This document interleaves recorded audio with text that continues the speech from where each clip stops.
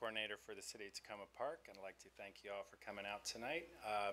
The Third Thursday Poetry Reading is one of the events in our We Are Takoma series. We have a whole host of events, including lectures, film screenings, poetry readings, the art exhibition outside, a dance, theater.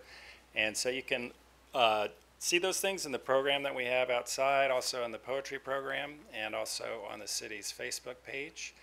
And excuse me, since we have a bunch of poets here, I want to let you know we're looking for more poets for the Third Thursday Poetry Readings, and also for a new poet laureate for the city. Takoma Park has its own poet laureate, Merrill Leffler, standing in the back there, and he's coming to the end of his term, and so we're seeking a new poet laureate. The application information is here, and you can look at takomaparkmd.gov/arts. So without further ado, I'll hand things over to Merrill. Thank you all.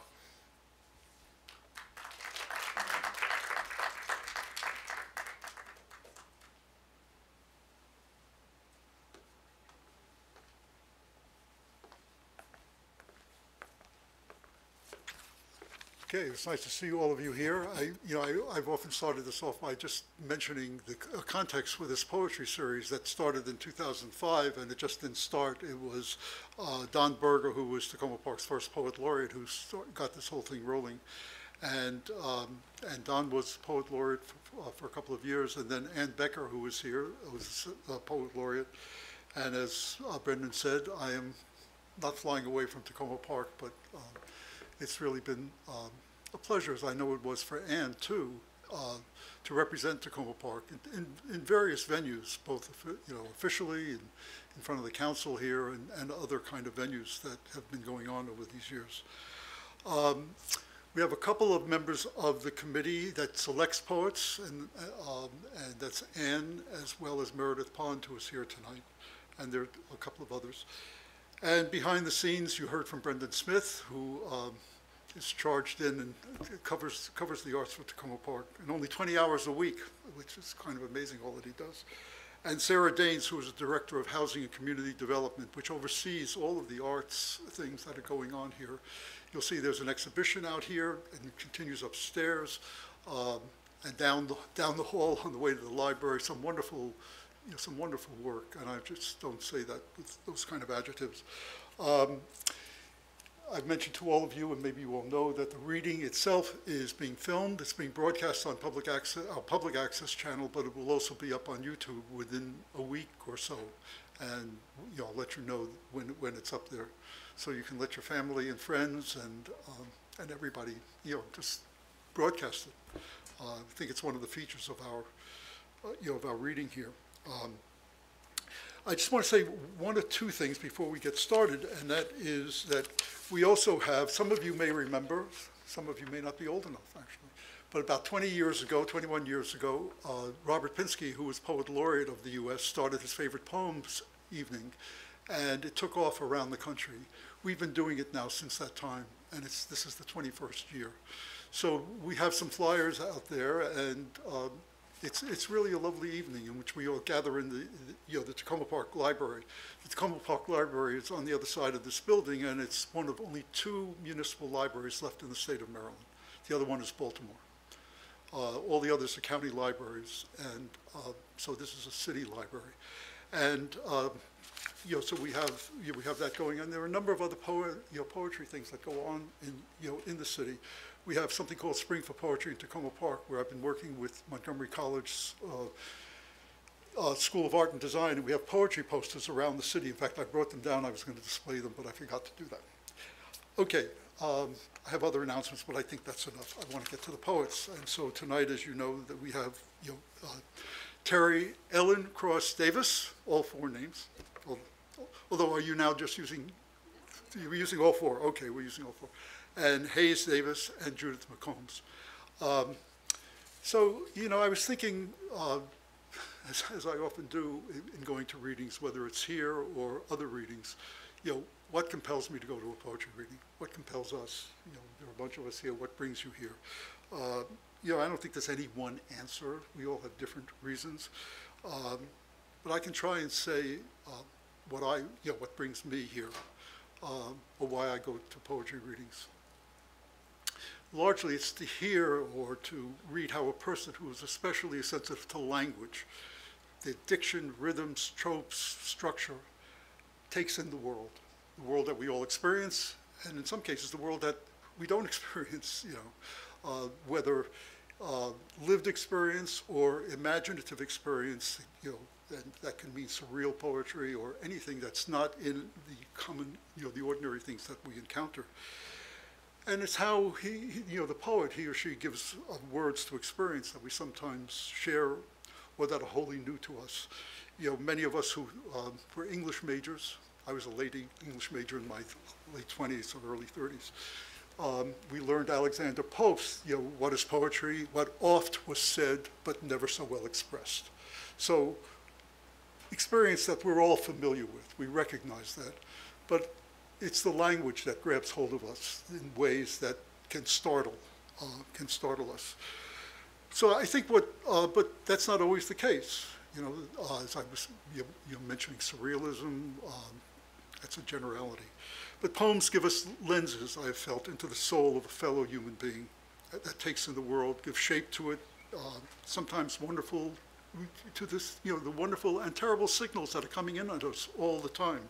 How do we make sense of it? How do we give shape to it? The poem is a place of, provides a kind of serene, spatial place to give you a feeling for that. So I think, and I'm generalizing, and you may find that I'm wrong, that the three poets tonight, Teri and Hayes and Judith, take the world on as it's given to us, as we live it every day. And they make their way in it. And what are their preoccupations? What is the style? Why do we want to read them? Why do we come back to their work? And what do they have to say to us? I'm picking up something that I've mentioned before that Hugh Kenner once said. Hugh Kenner was a wonderful critic, literary critic. And he said, a poem is a poet's act of attention. An act of attention that is trying to evoke or get our attention. So we'll see how that goes. I think it should go very well. So I want to say something first about Teri Ellen Cross Davis's poem. And these are, it occurs to me that T.S. Eliot has a wonderful line that poetry is a raid on the inarticulate, with the shabby equipment always breaking down. And the same thing could be said for introductions. So I'm not going to go on, but I want to convey a little bit of the experience I've had in reading Teri's poems, knowing that this is only a slice.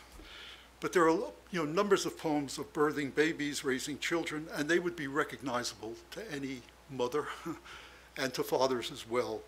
And so in a poem like Let Down, I don't know if you're going to read this. Are you going to read Let Down? Well, I won't read from it. But there are some jolts in that poem. It's very, you recognize what she's writing about, but there are jolts. And then there's a poem called Knucklehead, in which a young son, you may be reading this, but I want to say something about this. A young son is continually banging himself up against dressers, kitchen island, dining room table, the stuff that could be of a sweet comic poem. For example, applying an ice pack, a cold kiss to lessen the blow. Then midway through, the speaker, the mother, reflects momentarily, a boy cannot be a boy with all the mothering getting in the way. Then in lines that follow, other injuries and young responses, a tantrum when he spills his limbs onto the hardwood floor and so forth. And then the last lines that I don't think any white poet could write. My son cannot continue this path. Black boys can't lose control at 21, 30, even 45. The Black or African American consciousness is there in the poem that a white poet may be able to, or listener, reader, you don't have to be a poet, to feel empathically, but not through our own experience. There's no way of getting that except imaginatively. And it's that experience that I think rivs its way through Teri's poems. It's always there in the background, whether explicitly or not. I was going to speak a few more, but I'll just say one other thing. I read an interview, a small interview that you did with Grace Cavalieri, and Grace asked what poet or poets represent a version of the past, I'm quoting here, that is the same as your version of the past. Having read many of Teri's poems, I wasn't surprised to see that she said Lucille Clifton, at least the first one. How many of you know Lucille Clifton's poems? I mean, Lucille Clifton was a force. There's this great poem, there are many. Miss Rosie, I stand up through your destruction, I stand up. So I think that Teri has entered the same league, and so please welcome her.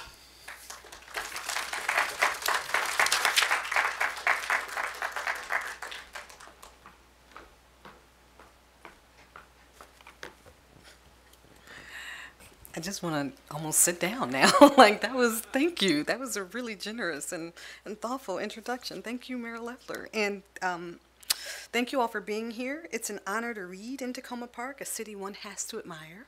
And it's a joy to read with Judith McCombs. Where are you, Judith?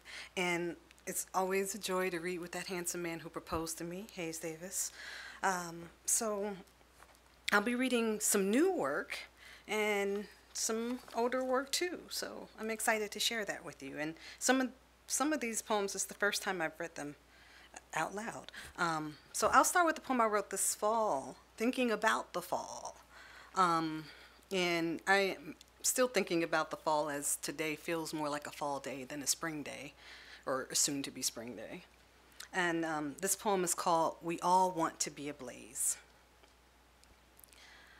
We all want to be ablaze, to compete with the beautiful decay of autumn.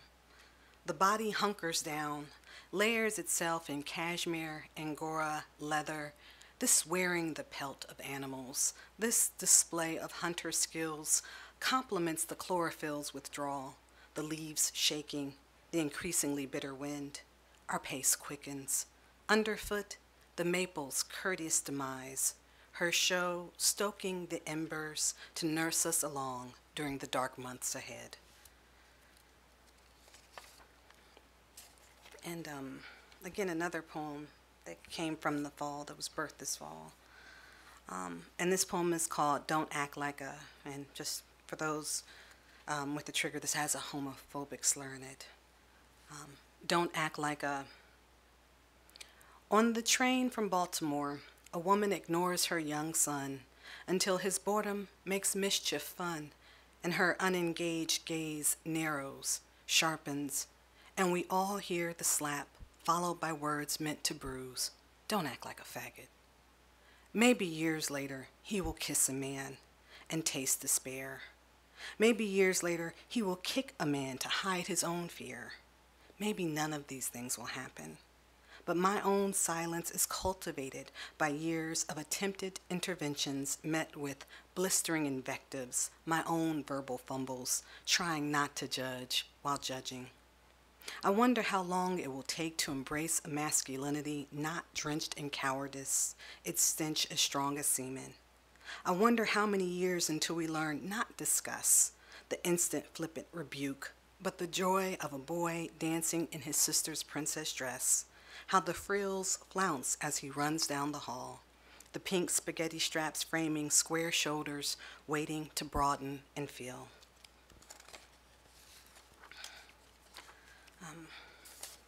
So I was recently in my hometown of Cleveland, and as we were leaving, my mother handed me a prayer booklet, which cracks me up because she knows I don't go to church, even though I was baptized and did the whole thing.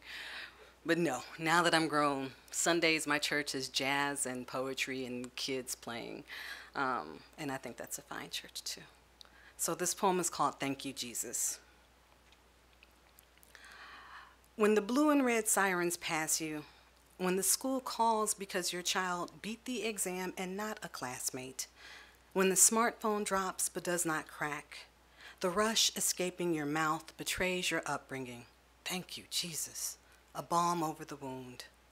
When the mammogram finds only density, when the playground tumble results in a bruise, not a broken bone, like steam from a hot tea kettle, thank you, Jesus, and the pent-up fear vents upward, out. Maybe it's a hand over breast, supplication learned deeper than flesh, as if one could shush the soul, the fluttering heartbeat with 3 words. Maybe it's not so dire. an almost trip on the sidewalk, the accumulated sales total showing savings upon savings. Maybe it's as small as an empty seat on the metro, or maybe, thank you, Jesus, becomes the refrain every time your husband pulls into the driveway, alive and whole, and no one has mistaken him for all the black, scary things. You mutter it, helpless to stop yourself from the invocation of a grandmother who gave you your first Bible. You say it because your mother, even knowing your doubt as a vested commodity, still urges prayer. You learned early to cast the net. Thank you, Jesus. And it's a sweet needle that gathers the fraying thread, hemming security in steady stitches. From birth, you've heard this language. As an adult, you've seen religion used nakedly as ambition, yet this sacrifice of praise still slips past your lips, this lyrical martyr of your dying faith. So I've been living in the DC area for some time now. What is it, almost 20 years? Yeah, 20 years. And I first came here actually as a congressional page, which is what kind of opened me up to the idea of living here. And I fell in love with the DC area and vowed to come back, which I did. But I was here in 2002 when we had the sniper.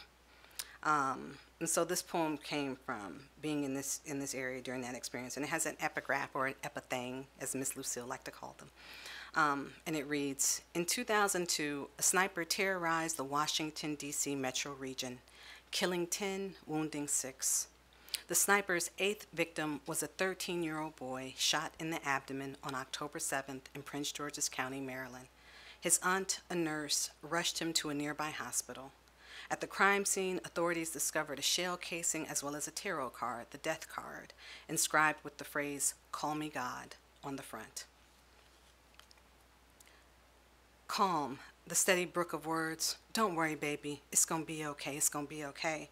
She had always been the baby. Her older sister, cooler, longer legs, bigger friends, but their teddy bears, their Barbies, shared the same adventures, Barbie mansion, mommies.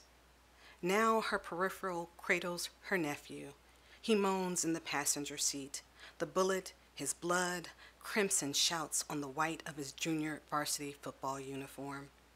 She rocks herself, driving, rocking. The lane clears to the left, and she is there, watching him slide from the fluid between her sister's legs. Plump toddler surfing the car seat, tireless 6-year-old jumping from the couch, so bold and unbroken. His breathing is shallow, ragged. Shock rides up on him. Her training takes over. Keep pressure on it, baby. Pressure, constant pressure. Her foot caresses the gas pedal, coaxes more speed. When your sister hands you her baby, you hold him close. You promise. You coo. Let him even sleep with you. 6-month-old feet kicking your back. You see the family nose in that tiny face, your dimples in his cheeks. Watch his round, fuzzy head bobble, weave, duck, your hand the constant safety net behind it. When your sister hands you her baby, says, "Can you drop him off at school? It's on your way." You say, "Sure." You say, "Fine." You think of the workday, the jerk doctors, your packed tuna sandwich. You think you will hand him back to her whole. And this is the poem that Meryl referenced. This is Knucklehead. Which is, I remember growing up and sometimes when my father was angry, or when my sisters and I did something like, "Oh, you knucklehead." And sometimes he's like, you can say these things with love, and then sometimes you can say it without love.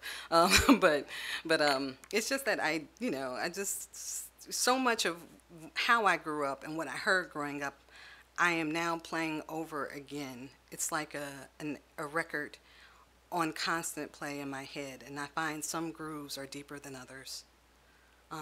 Knucklehead. My son's head is a fist rapping against the door of the world. For now it's dressers, kitchen islands, dining room tables that coax his clumsy, creating small molehills of hurt, breaching the surface. The ice pack, a cold kiss to lessen the blow, equals a frigid intrusion. A boy cannot be a boy with all this mothering getting in the way. Sometimes the floor plays accomplice. snagging an ankle, elbow, top lip to swell. Other times it's a tantrum, when he spills his limbs onto the hardwood, frenzied then limp with anger, tongue clotted with frustration, a splay of 2-year-old emotion voiced in one winding wail. My son cannot continue this path. Black boys can't lose control at 12, 18, even 43. They don't get do-overs. So I let him flail about now. Let him run headfirst into the wall, learn how unyielding perceptions can be. Bear the bruising now, before he grows, enters a world too eager to spill his blood, too blind to how red it is. Now, I do have some poems, and this is from my book Haint, which, again, think about those words. My aunt used to call me a haint all the time, and I knew what it was, but as you get older, it takes on different meanings. Language just takes on different meanings and different weight. So we have 2 children, a girl and a boy, and this one is for my daughter, Zoe, and it's called Induced. And she was a big baby, 9 pounds, 4 ounces. 21 hours of labor. I will never let her forget that because I won't ever forget it. Induced. After the Pitocin, after the magnesium sulfate, after the contractions, after the migraine, after 6 centimeters, after the nurse came, after my mother came, after the vomiting, after 9 centimeters, after 10, after he whispered, push, after the warming lamp was clicked on, after almost there the 4th time, after almost there the 6th time, I closed my eyes, and the only voice I heard was my own. In the darkness, a notch shifted, and after me came you. And I nursed both my children, my daughter for 18 months and my son for 25. And then I was done. I wanted my body back to me. But I recognized the privilege that I had an office, which allowed me to keep my pump at work. And I had access to a refrigerator and a sink and all these things, which allowed me to be able to nurse them for as long as I did. So I'm always appreciative of that. And this poem is called Let Down. The books say that milk let down feels like pins and needles, but when you're pumping at work, it's more like lungs constricting under the crush of chlorinated water. You know, God willing, when she's 16 or 25, you'll never be this essential again. So remember this smothering need now, the engorged breast, the suction, the release. Know the ache swelling and flowing from you is caused by your hands cradling plastic bottles, that your warm, twisting baby is elsewhere, away from you. Know the sadness will threaten to sweep you under each time you take out the pump, and you can't swim away from it. You must do this for her. You must stay. You must drown. And so one more from Haint. Because National Geographic was in the news, and I appreciate the stance that they took and their recognition of their past, it was one of the things I began to think about as I was writing these poems, these later poems in Haint. I thought a lot about image, and there was a woman whose book of photography it covered the years of black women in photography, and her thought, her work really influenced me because I began to think a lot about the image of black women over time. So this poem mentions a few women, Dorothy Dandridge, Aunt Jemima, Venus Hottentot, Josephine Baker, and National Geographic. So it's called Gaze. Because I want to be seen, I strip down. Off comes Josephine's feather skirt, Sarah's prodigious bottom, Dorothy's come hither stare, Aunt Jemima's red kerchief, Mammy's wide bosom, National Geographic's tribal nakedness, history in each garment on the floor, Not full frontal, nor profile, not the background, nor the body reclining.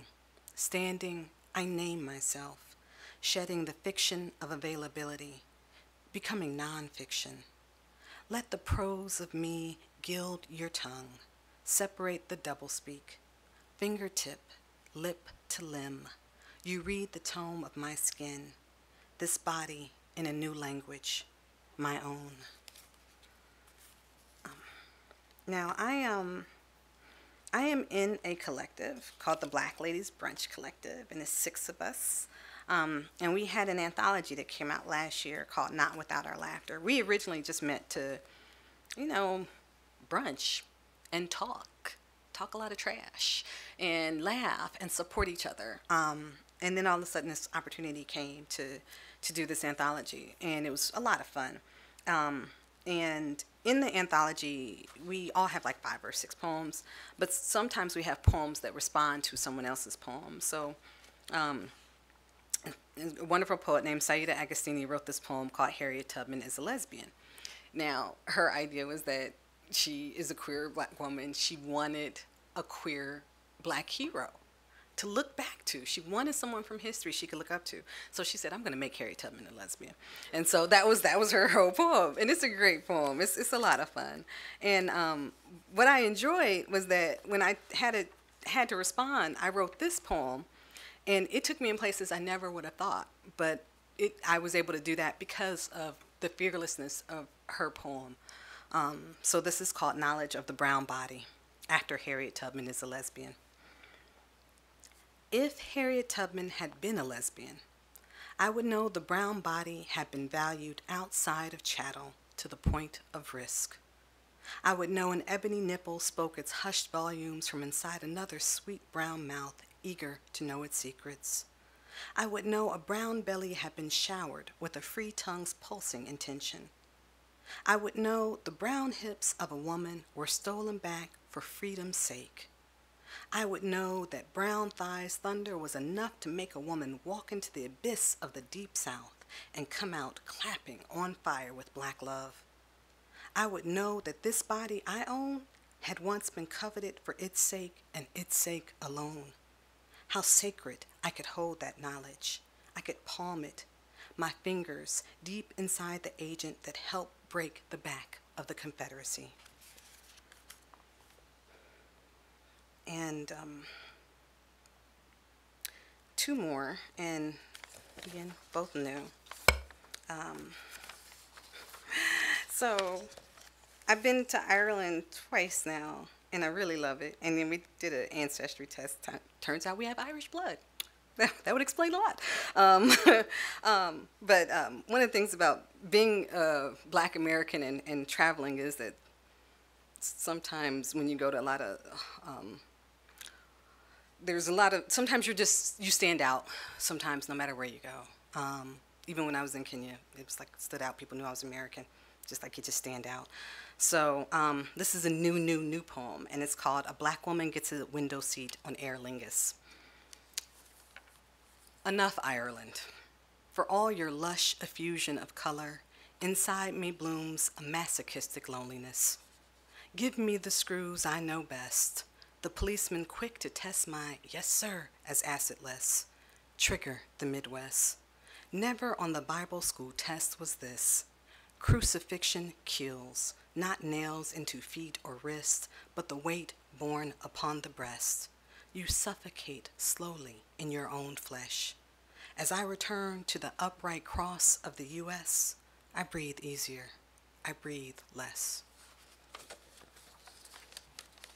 And this last poem, if I can find it, okay, is called Crescendo. And again, thank you all for your time and attention and for the opportunity to read some of this new work. I really appreciate it. Crescendo, and the epigraph is from Richard Wright's Black Boy, and it reads, "You almost scared us to death," my mother muttered as she stripped the leaves from a tree limb to prepare it for my back. Crescendo. My son nests, pawing each pillow like a breast, fleshed out and so newly forgotten. I spanked him once tonight. He takes turns laughing, then crying, defiant, then hungry. In his mouth, my name, all need. Pursed lips plead, Mommy, and I am guilty of the same sin. I miss his curled and tucked weight, embryo, the deepest root yanked clean. This is why babies are born crying into this world. Having held fast to such an intimate tether, who willingly would let go again? But today, another white cop walked free. Another black body was still on the ground. Not indicted, undoubtedly the future outcome. 4 years ago, I crossed labor's red sea of pain to birth a boy. No doctor hit his backside. Now I raise my hand to complete an act older than me, breaking the black back of the boy to make a man who can survive in America.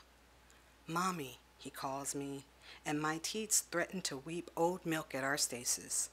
Both of us needing the succor of sleep, both of us fighting, him to keep me near, me punishing him to be left alone. He crawls into my lap. His heart is 3, his body a lanky 4. I cover him with the blanket too thin to mean it. We rock on the edge of his bed, listening to the symphony's 4th movement, the crescendo suite, full of tension, taut violins, strings singing. I think Mozart must have known something of loving with such a tender fear that it breaks you open like a welt that bleeds to heal. Tonight, I give up, cuddling this boy so full of belief in himself, I'm too tired with love to beat it out of him. Thank you.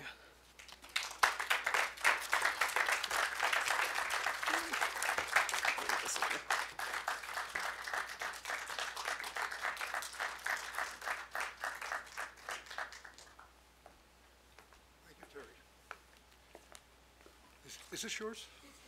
Oh, you read from one of these. Oh, okay.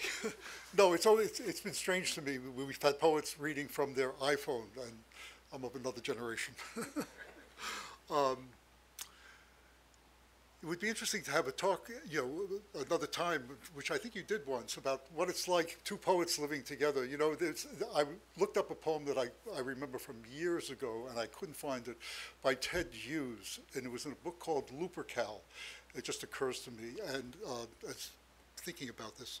And in this poem, there is a great steed, and these 2 greyhounds are jumping at this steed, trying to, get on the steed. But there are 2 of them. There are 2 of them. I'm not sure how that relates to you, if it does at all. What I wanted to say is that, again, we all grow with different kinds of self-consciousness. Sometimes it is very mild. Sometimes at another extreme it can be disabling. And we all experience that, no matter where we come from or what, race, whatever. There's so many factors in that. But in America, there's a kind of self-consciousness that, again, a white person cannot know directly.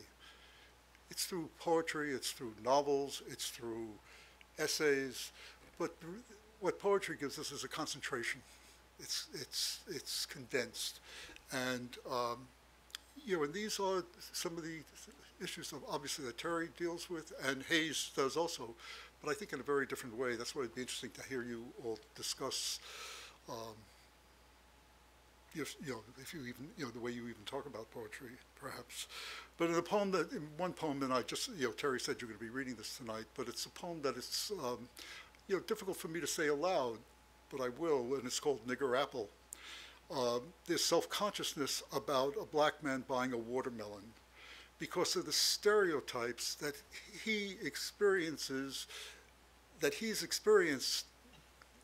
through the eyes of others.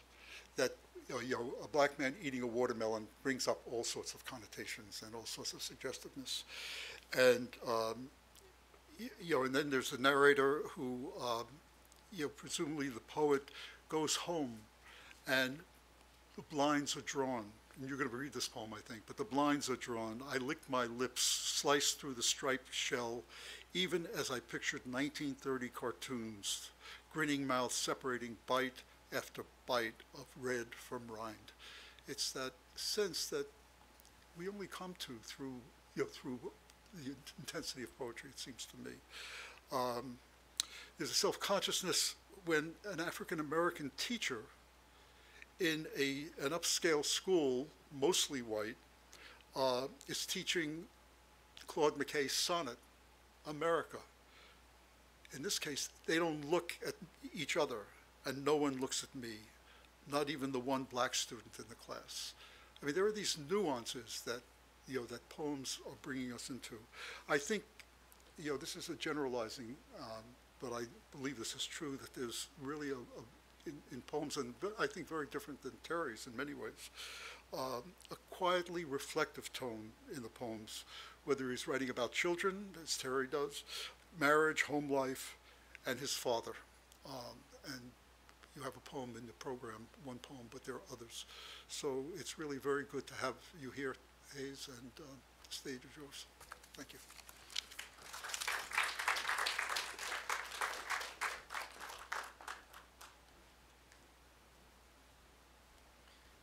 Thank you, Meryl. Thank you to the committee for giving me the chance to sit and listen to my wife again, because that's one of the best things about being married to a poet, is then being invited to read along with that poet, and getting to listen to the voice that made me buy the ring that you mentioned, among them, and many other things. Thank you to the audience for being here. Thank you to Judith for what you mean to poetry in this area. The Kensington Row series, and your just ubiquitous presence at the Folger readings, at other places around town. Teri's far too modest to mention that her book Haint won the Ohio Anna Book of the Year award, so you can pick up an award-winning book after the reading and get it signed by the author. So I'm going to, because Meryl mentioned the favorite poem series, I sort of decided on the spot. I like sometimes to open with a poem by another poet. And I haven't read this in a while, but it is one of my favorite poems, by Sharon Olds. It's a dark poem, but I like it a lot. I go back to May 1937. I see them standing at the formal gates of their colleges. I see my father strolling out under the ochre sandstone arch, the red tiles glinting like bent plates of blood behind his head. I see my mother with a few light books at her hip, standing at the pillar made of tiny bricks, the wrought iron gate still open behind her, its sword tips aglow in the May air. They are about to graduate. They are about to get married. They are kids, they are dumb, all they know is they are innocent. They would never hurt anybody. I want to go up to them and say, stop, don't do it. She's the wrong woman, he's the wrong man. You are going to do things you cannot imagine you would ever do. You are going to do bad things to children. You are going to suffer in ways you have not heard of. You are going to want to die. I want to go up to them there in the late May sunlight and say it. Her hungry, pretty face turning to me, her pitiful, beautiful, untouched body, his arrogant, handsome face turning to me, his pitiful, beautiful, untouched body. But I don't do it. I want to live. I take them up like the male and female paper dolls and bang them together at the hips like chips of flint, as if to strike sparks from them. I say, do what you are going to do, and I will write about it. I love that last line. First poem in my book, Let Our Eyes Linger, which I'm going to hold up only because my father did the artwork that appears on the cover. And I was fortunate enough to work with Dan Vetta, another great local poet, and Michael Gushu. And Dan and I share a birthday, and so the design, it was like our relationship working on the design of the book just kind of worked, and he accepted my idea for the cover, and I was very happy for that. 2 years later, at 7 a.m. Saturday, Late autumn easing through open windows, the bustle of her son's restless limbs lifts her lids, settles her barely conscious gaze on the boy, his eyes, the eyes of the man who left. A 6-year-old knows no weekend. Saturday means drop-off, the ripped scab of face-to-face, festering resentments, the slept-with best friend neighbor, the son's innocent reports of beach trips, skinny dipping with Anne, Janine. Her bed holds only this boy, whose stutter has worsened, his throat clenched with unanswerable questions. She rises only by compulsion, barely distracts herself with breakfast and this month's bills, while Sesame Street, Looney Tunes quiet the boy. When she packs his bag for the week, she imagines his exclamation, how "Daddy!" always sounds more excited than his return. She imagines the gnarled, forced small talk, imagines looking past the father's face to the paintings he took when he left. Her walls whisper absence, large spaces outlined in dust. Imagines someone else posing for him, sitting still for far longer than the drive from Germantown to Roxborough. In the time it takes to circle the car, unlock her son's door, she decides she can't look at him, can't force a smile, can't manage whatever words she'd waste before restarting the empty car for the drive back to an empty house. The exterior door reflects her grimace, the bounce in the boy's step that deflates when she stops, holds it open. Go ahead, I'll see you Friday night. This time he doesn't stutter. Aren't you gonna? I'll see you Friday. He runs the 30 feet to his father's door, knocks, looks back, but she doesn't see the boy's shoulders slump, doesn't hear him stammer or a reply to, "Where's your mother?" Doesn't hear the exasperated exhale or, "I'll be right back." Her legs escape just fast enough, his shout swallowed by just enough distance, the slam of the car door. The Mummers Parade is a Philadelphia tradition. Roxborough and Germantown are both neighborhoods in the Philadelphia area. And so I wrote this poem. This is a new one. It's not in the book. I'm going to read a few new ones. This is a great opportunity to get some of that new stuff out and hear it. So, Mummers Parade, New Year's Day tradition, goes back centuries. And my dad and I were there in 1979, and that's the title. 1979, Mummers Parade, Broad and Walnut. And just one thing to mention, Philadelphia was involved in the slave trade as a port city, and so there was a place called the London Coffee House where there were auctions. Slaves were offloaded from the boats on the Delaware and then taken straight there to the London Coffee House, which is, it sounds like a place you'd find in Takoma Park now. It's an incredibly innocuous title for a place like that. Anyway, 1979, Mummers Parade, Broad and Walnut. 1. Dull thuds of boot and bitter oath against backdrop of banjo, tambourine, New Year's Day merriment. Your eyes don't know this violence, why these 6 white men stomp this black man. Don't know why your coat feels thinner against the cold, why bystanders don't interrupt the beating. You'll turn 7 this year. Your father just passed 47. His muscular hands turn your shoulders. Let's go. Your feet follow. Quick studies at your first lesson in no questions, while your brain loops the flurry of legs, black body shuddering with each whump until, what's wrong? Pauses the loop. You still thinking about what we saw? 2. Years blur conversation. Your brain chooses the whumps to remember, and the hot chocolate he bought a block later that warmed your insides, thickened your coat. But your memory lets you wonder if he unveiled your city's contradictions, the iconic bell and the London Coffee House, the still audible parade, some of its marchers in blackface. You wonder if he used words like drunk, racism.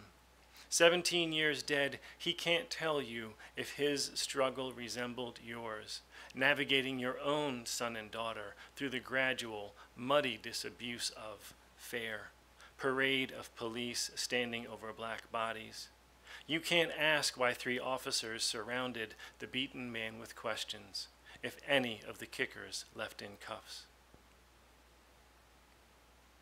I started a series last summer at the Virginia Center for the Creative Arts because I was reading Blood Dazzler by Patricia Smith, where she embodies Hurricane Katrina in persona poems. And so I decided to I've stuttered since I started talking. And so I decided to try to give my stutter a voice, create a persona out of it. So this first one, I'm going to read 2 of them. The title is Nemesis Rhymes with Genesis. My Stutter Speaks, Part 1. I have lived as long as you could try to speak. Before you knew my name, I clotted your throat, caught words in the space between your tongue and the roof of your mouth, or between your lips, or let them through, peppered with extra syllables, stretched onsets. I even took your name, made people wonder how a child would not know what his parents call him. I laughed when adults told you, a 5, 6, 7, 8-year-old boy, to take a breath, to slow down, to calm down. I ride language from your brain to your mouth, have watched year by year as my presence thinned the herd, watched you choose the fewest words to give your thoughts voice, and still teachers, your brothers, your parents, told you to think about what you wanted to say. I follow you everywhere, picking consonants piecemeal, changing my mind after a week, a month, keeping some around like dear friends. You do not know when you learned the words stutter, stammer, impediment, but I took what I wanted even after you learned that whoever named me had a wicked sense of humor. Who else would create for me a word the afflicted could barely say? And I watched, as I was working on this series and on some other poems, one of which I'll read in a minute, as I was working on the series, I watched several YouTube videos, speaking of YouTube, by stutterers who, and I would have never done this, these young people are incredibly brave, who are making videos about stuttering. And every single person, when they try to say stuttering, they hit that hard S and T sounds. I stutter, and it's over, and it just has always fascinated me that the word for the affliction is hard to say for stutterers. Mutualism. My Stutter Speaks, I guess this is part 2. If you have breathed consciousness into me through poetry, then we must be symbiotic. Plover birds to crocodiles, ants to acacia tree, bees to stamens and their pollen. No parasitism here. I take nothing that you do not give me. Express myself only to fill your various silences and false beginnings. In middle school Septembers, you confessed me to teachers, hoping they would let us sit quiet and unjudged by your classmates. As a teacher yourself, you have welcomed my brethren in a handful of your students, watched parent proud as they raised hands more than you ever dared, waited patiently while my relatives expressed themselves. But now here I am on paper, proverbial grist for, well, I don't have to tell you. Have you made peace with me now that you talk in a classroom for a living, now that people greet these confessions with disbelief? Back to the book. I lived, like I said, I'm from Philadelphia, and my mom moved with me up to New Jersey, Highland Park, and there's a road that runs up there from Philly, Route 1 North, and that's the title of the poem. Route 1 North, Philadelphia to Highland Park. Your father has given you the wheel. The mostly empty highway offers your 17-year-old road eyes no distractions, and the Firebird descending the on-ramp is red. The left turn signal isn't instinctive yet, nor is the glance that checks your blind spot before the lane change. But as you settle back into the forward focus of highway driving, your father's hand covers your gear shift perched right, his mouth curling before opening. Good job. He doesn't remind you that sharing the road with newcomers is less instinctual for you than your blind spot check. He is all praise.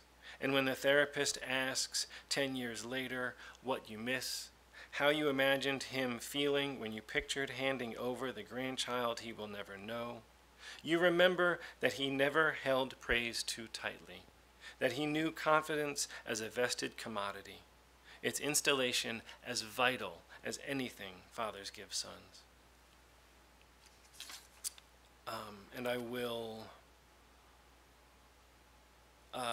these next two poems, I teach English, and I've taught Adventures of Huckleberry Finn almost every year that I've taught. And so at some point I thought to myself, what is Jim thinking all this time? Because the voice in the book is Huck's, right? Mark Twain chose a 14-year-old boy in the antebellum South to be his narrator, and so that boy has all the things, as the kids like to say now, has all the things, all the perceptions, all of the beliefs that enabled poetry, that enabled slavery to linger for as long as it did. And so I thought, all right, let me try to give this guy a voice, which became easier after I became a parent. So this first one, if you know the book, Huck tries to trick Jim after they've been separated in the fog and get him to believe that he was dreaming, and then he dreamt this whole episode. And hopefully if you haven't read the book, the poem still stands up. Let me know, please, after the reading. Jim on the raft after his dream. The snake in my bed on Jackson's Island wasn't trick enough. Now Huck tell me I dreamt the fog, his canoe cut loose from the raft. Say I dreamt 2 hours, searching for the only white person who might not turn me in. He asked if I'd been drinking, look me in the eye and say he'd been here all along. This got to stop if we're gonna make it downriver, make it to Cairo and the Free States, but I play along for now. Looky here, boss, they's something wrong. I give him one more chance. Boy only 14, far from home, friends, whoever he call family. I tell him what we both know, the fog, us whooping trying to find each other, mixed up among the towheads and islands, raft almost grounded, me almost drowning. But he dig in harder than a rat-chasing pup, call it a staving dream. Ask me, tell him about it. Sunrise pushing night out the sky, birds singing. He study my face while I interpret the dream, painting everything up as warnings, saying we be okay if we mind our business, stay off land for now. While he watching me, I'm trying to decide how much daddy talk he might take from a nigger. When I finish, he asks what the mess on the raft stand for, and my voice bites sharper than I thought it ever would around any white person, even a boy. His eyes bug out. He stare at me, then he set his jaw, walk off, stay on the far corner of the raft for 15 minutes. When he come back slow, mouth quivering, apologizing, I let my breath out. Later he asked why I didn't beat a tin pan in the fog, keep beating it till we found each other. He get real quiet when I ask him how many runaways he know want attention.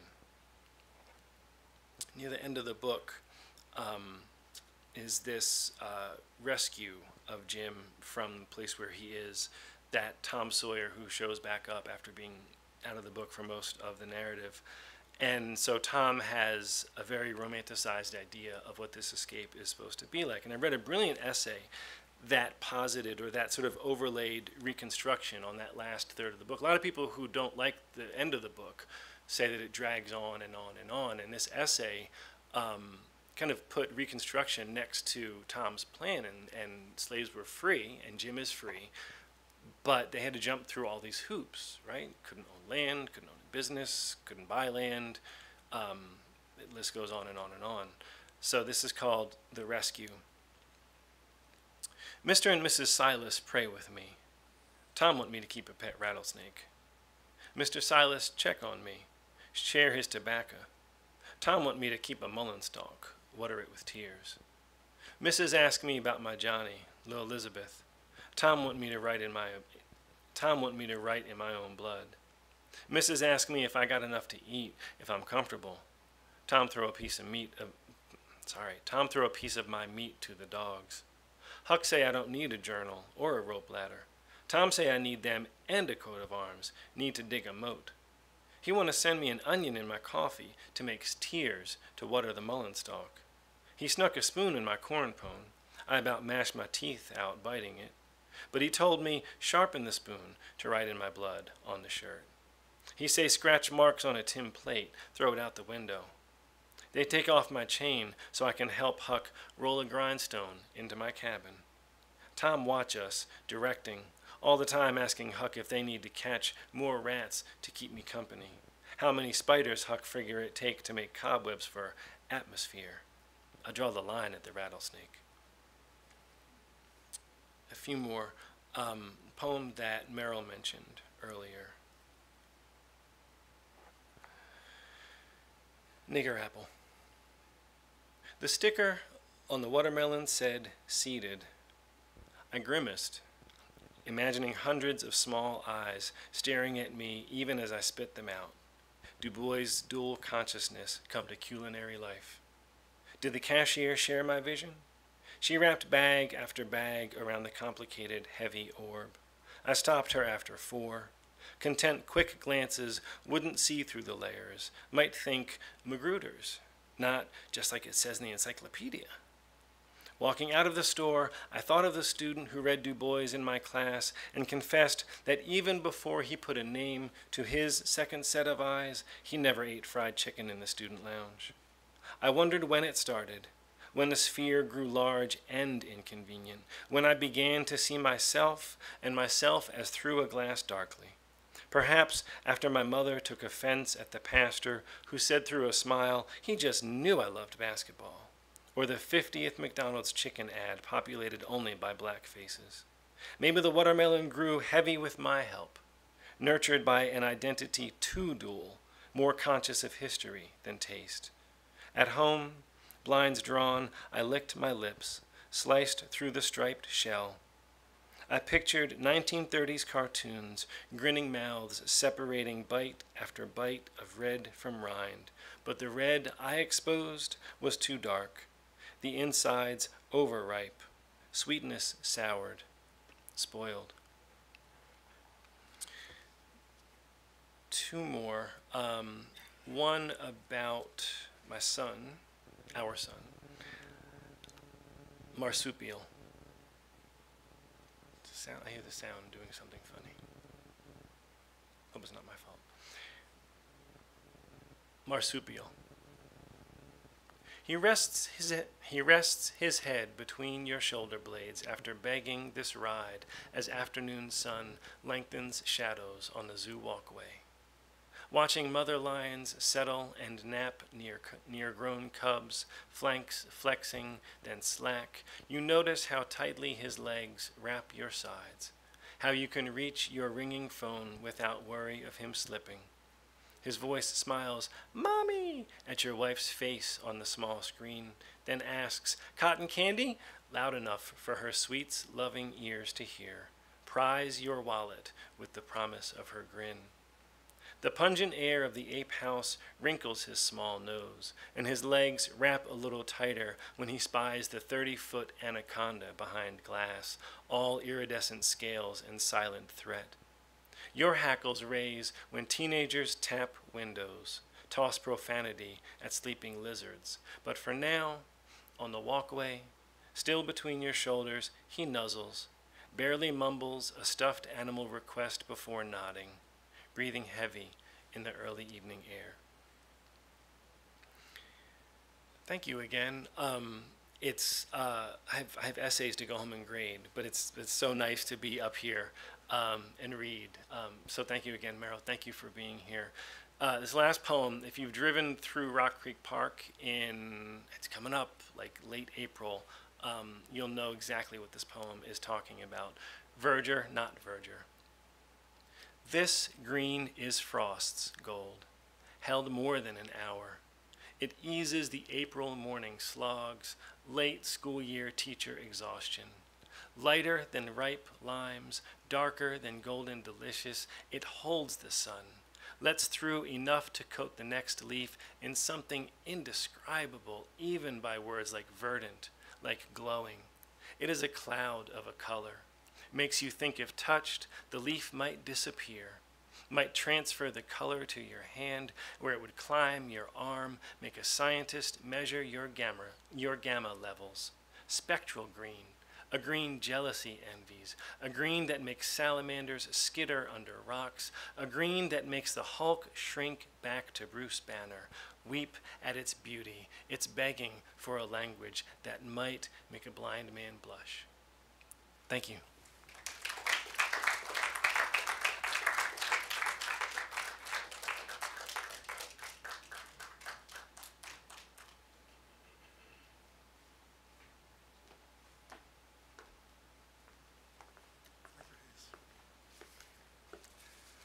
So our last reader is Judy McCombs. I want to say a couple of words, or maybe more than a couple. Because Judy's poems I've known for many, many years. It doesn't say in your program, but that her first book was called Against Nature, Wilderness Poems, and that was published in 1979. Was that the second?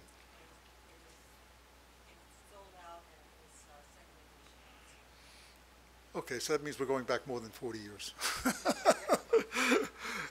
But you can find many of these poems in a wonderful book, and published by WordWorks, which is a terrific publisher of poetry here in Washington, and it's called The Habit of Fire: Poems Selected and New. There it is. I meant to bring mine, but I'm glad you brought that. So I said I've been reading her poems for many years, and then this week I was reading this book again. I sat down and was going book by book, and I have a couple of the older books. I was looking at some changes, which is kind of interesting. And I realized there's something that I'm not sure that I was as attentive to before as I was this time, no matter the subject, whether it's being out in the country, being out in the wilderness, being in the city. It's the detail in these poems. I mean, really sharp detail. I'm just going to give a couple of examples. This is, from a poem from, Against Nature, and so this is just a few lines, not as many as I was going to read. It's called Leaving the Wilderness Camp.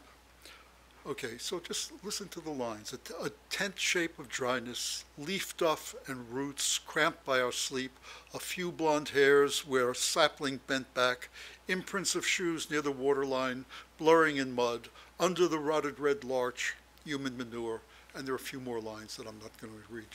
Judy is going to be reading to you. And then there's a recent poem called Tide Pool Strata near Half Moon Bay. I step between weed mounds, myriad black snails coiled in their pearls, small anemones shut to the air, fisting their grit-studded muscle. I bent to the tide pools where the sculpin hovered, the sidelong hermit put forth its black limbs, and the great anemones opened their ancient animal flowering corolla and mouth. Now, I'm not cherry-picking on these poems. They're, these poems from poem to poem, and I would say line by line almost, the poems take you by the hand and into the experience that the poet has in seeing and touching and hearing. And they bring to, and again, in reading this, the first time I think I experienced this, they bring alive what you yourself could be aware of when you were out in the world, whether in what we call nature, and there are a lot of what so-called nature poems, or in a city street. So I've come to think that a kind of gloss or an epigraph is to Judy's poems in a symbolic way is a poem that most of you know. A very small poem by William Carlos Williams. It comes from a larger poem. So much depends upon a real red wheelbarrow glazed with rainwater beside the white chickens. It's the details. That's what he's calling attention to. It's not what does it mean, what does it symbolize. It's paying attention, and that's what these poems do. So Judy.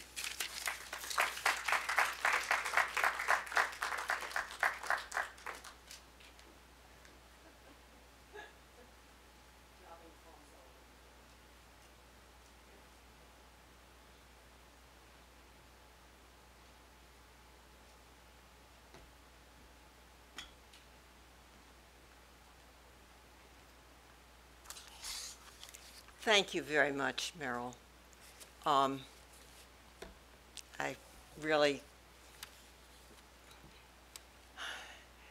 think you are the sort of reader that any poet would be honored to be read by. Thank you. And thanks to Brendan and to Teri and Hayes also, and to everyone who came. Okay, let's see. Yes. I'm going to start with one of the poems from The Habit of Fire, which is a selected thing. And I'd hoped that Hayes might read his father poem. But this is, for me, a sort of, well, it's a realization, which I suppose was part of growing up, the way I perceived this event that happened. And it's not unconnected to Hayes' poem. It's called My Father is Diving. My father is diving. My father, who does not swim, plunges down through a glittering rectangle of water. Ticklish bubbles of sun trail at his heels. In the moving web of light at the bottom, he turns, jackknifes, and rises, flinging his forelock like a flop-eared spaniel. When he stands on earth, the water slides over his body, like summer, like sun. Before I can praise him, he dives and he rises again, spouting the water in the summer that never occurred, for my father who does not swim. In snapshots, he stands at the edge of the boardwalk, heavy of foot, heavy of mouth, eyeing the sea and finding her shifty. For my father, who has just gone under the surgeon's knife and who will emerge upright in a spinal brace, I remember this swimming day, and my father, who is old, is young. And let's see, maybe I would like to read you one other poem, an easier poem from that one. This one is called The Observers, and I really owe it to a remark someone else made. It's a lovely, it's logic. Logic works beautifully that way. Turn it around. The Observers. The glacier disappoints you. It resembles, you observe through binoculars, not snow, but rather soiled underwear. How right you are. I agree. Strange how your underwear, discarded, I later observe, does not resemble a glacier at all. When someone gives you something like that, you should make a poem of it. Okay, this is a very new one, which will go into the collection that I'm making, which is called Slipstreams, I think. It needs a better title. This one is called Feeding Merlin, and it is not about the literary legend of the magician. It is about the bird, the merlin, which is a kind of falcon. They're rare where I live, and I guess I've never gone hawking, and I've never hunted with a falcon, but they're remarkable birds. They're the smallest and fiercest of falcons. The females, who are the larger and more vigorous, may weigh 10 ounces. They have been recorded attacking bald eagles, which weigh 20 to 43 ounces. So, and it happened that in the recent cold, I started feeding birds, as I usually do when it's real cold, from our windowsill. And this is what happened. Feeding Merlin. Not magic, not prophecies, neither shapeshifts nor spells have lured this smallest and fiercest of falcons who lurks in the bird staging tree in the breathtaking cold just before sunrise. Safe behind glass, you admire her stillness, her breast feathers puffed in the snowbound scene, her ever-swiveling neck, her sickle-curved claws. A vision?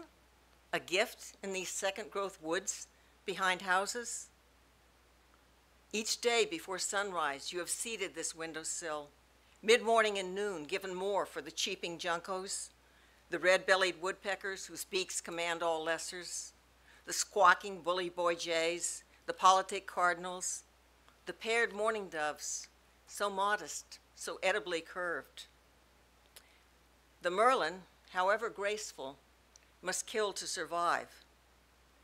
A keystone species, like wolves, you tell yourself, without whom the natural order gluts and collapses. Older than humans, fledged ere we stood erect. A species less needy, less certain, less lethal than ours.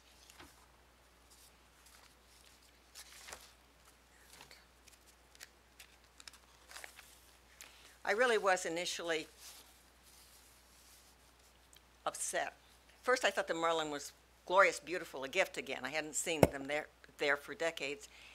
And then I was upset, was I luring it to these innocent juncos and mourning doves and stuff.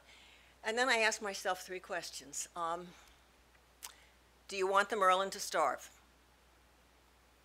Do you think the merlin can become a vegetarian? Do you eat chicken?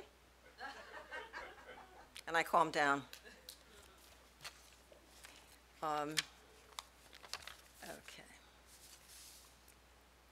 Now, the next group of poems come from Delmarva Review, which were Wilson Wyatt was kind enough to publish 6 of them in issue 8, and these are a selection. Okay.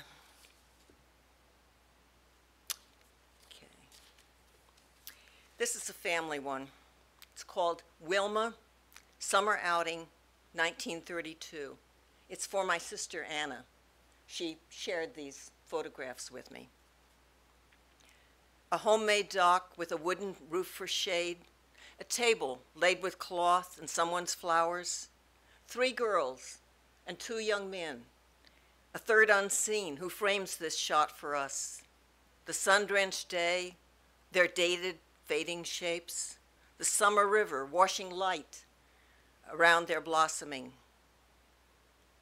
Seated like a lady with her fishing rod, pale dress, and white shirt shoes with ribbon ties, the one called Wilma smiles her shy half smile. Behind her, leaning on the dockside rails, half hid, the youth we never met, our father, tall, bare-armed, brooding, and unproved. The others lounge against the river rails like blossoms tousled in the summer heat, or bending with the wind, then slipping free. 2 girls, their swimmer's hair in disarray, their skirts flounced out, pose with a sunburned youth who plays the sheik, his arms around them both. Something happens. What could have happened fails. And Wilma's summer drifts with things not sought, not spoken of, scraps in our family files.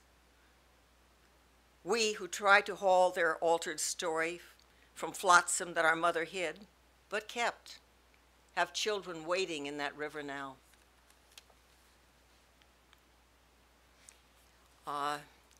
This next one is rather different. It's called Dive Sites, Micronesia. The sites are in Guam and Palau, near the Philippines. They saw a lot of World War II. But it's 2005 that this poem comes from. And stories, of course. Stories are what hook me. What does history protect? So many stories, overgrown, versions shrouded in jungle, vines dangling, kelp waving from gun mounts and jettisoned tanks. Decades, one sergeant lived wild, honoring his commanders, their war living on in his head. Discovered, flown out to hospital, he married a nurse. What he thought of his homeland unconditionally changed. The display doesn't mention. Undersea, war's founder, sponges and tube corals invade the burst hulks that are dive sites now, where schooling jacks and fusiliers swarm past the king posts of tankers, the drowned float planes, the junk dozers of victors gone home. Fast forward, new century. On Dee's new boat, the schooled foreign divers pair off, checking tanks, weights, releases, air for each other. Finned and goggled, thin-eyed, round-eyed, blue-eyed, brown-eyed, we enter the blue depths, vanish, return. On the way back, Dee, our Palauan captain, points out where he met the TV survivors. That was a program. They chased rats so crazy, they let land crabs walk by. No better islands God ever made. Nowhere so beautiful. All the world coming here. And I'll finish with the one Meryl's already shared part of with you.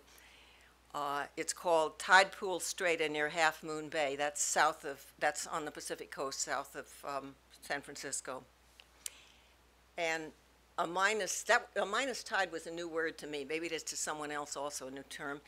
It's a tide. It's less than low tide, and it's quite rare. So more gets exposed out there as the sea withdraws. I was there at first light in the minus tide, picking my way across weed-strewn strata risen from sea, wave crests far out, white gulls at the edge of a bay revealed, shore beyond shore, a gray shape lifted from hidden fissures, heron great blue, pterodactyl beak gliding and stabbing. Fault lines of granite angled me out. At my feet, a skittery new-winged cloud of insects risen from chasm. I saw how barren the channels where alien land water ran under sea, how fierce with life the crevices, hollows, inlets, where waves surged and withdrew, flotsam and foam. I stepped between weed mounds, myriad black snails coiled in their pearl, small anemones shut to the air, fisting their grit-studded muscle. I bent to the tide pools where sculpin hovered. The sidelong hermit put forth its black limbs, and the great anemones opened their ancient animal flowering, corolla and mouth. I gave thanks for the ancestors, foam cell and breath, for the bones and the softness, for the deep flood tides of the young, the slowing blood tides of the old, for the lessons of stone breaking down and of water flowing on, for the unseen life that feeds and the seeing, for the great primordial light that pulls the tilting earth, for the lesser light pulling and heaping the seas, for all this and the salt in my mouth, the sea in my hands. Okay. Thank you. Do I have time for another, or should I stop there while I'm ahead?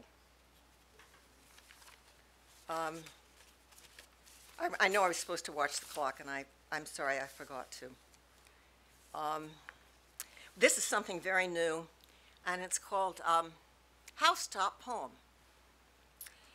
The recent storm brought this back to my mind. What I want is 40 years past.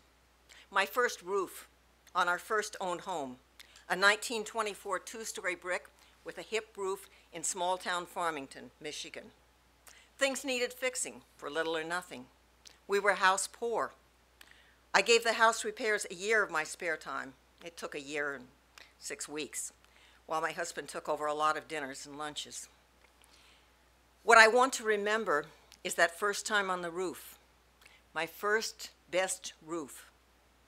Access from the stand-up attic's dormer, 3 stories up, ease out, look round, hold on to window trim, and slowly stand. Snow on frozen ground below, the clear blue icy air, the light, the gently flowing sky, spruce trees in front, a line of leafless silver maples beside our alley drive, the empty street and neighbor roofs, and farther off, the old farm's abandoned orchard with apple trees our kid could climb. the swiftly ever-changing light. I stood upright and saw long javelins of light, of ice in the clogged gutters, kneel and grasp, stand and hurl those glittering spears that hit and shattered on the frozen earth below. My task was easier because our hip roof had a bell, a shallow ledge all round. And I knew from insulating the attic where the one soft spot would be, over a too short western rafter. It sounds absurd to say that a poem, a song really, of a lady who spurned a self-centered hero and chose a lovesick dragon for her own, came to me when I tossed the ice from all four sides and heard the bits of meltwater trickling in the downspouts. I was proud and free, leaning on the topmost ridge of roof, looking all around, west to the old Quaker meeting house and east to Grand River Avenue, when a new poem came. I wanted to call it Housetop Poem, but who would understand? It got published as Dragon Song. I still sing it at readings now and then. If I say it's about exogamy or some other textbook word, the audiences hold still for it, and someone sometimes comes up afterwards, now and then. Thank you all very much.